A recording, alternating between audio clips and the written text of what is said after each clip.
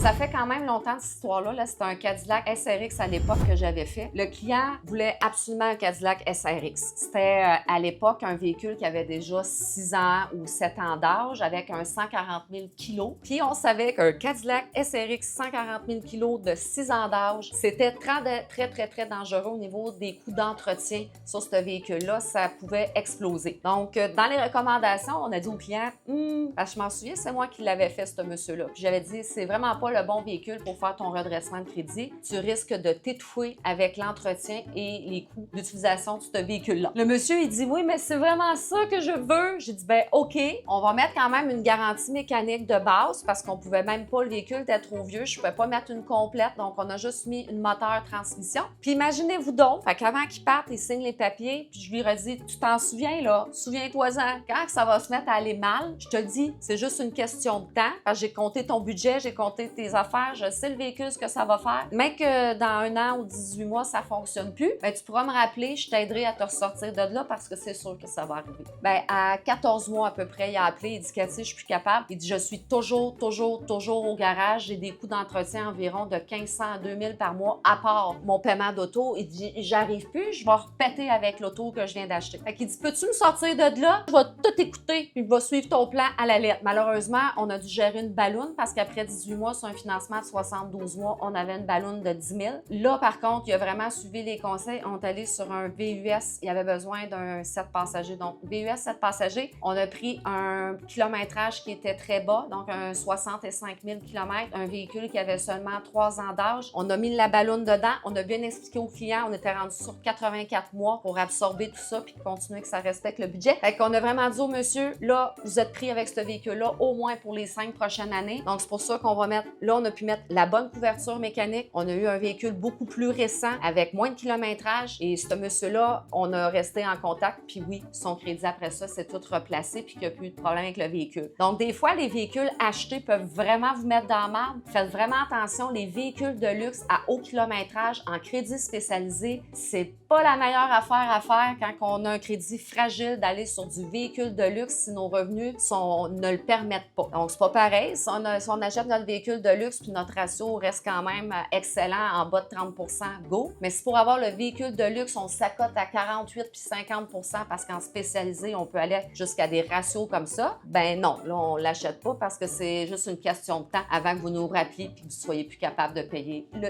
véhicule. Fait que, c'est ça l'histoire.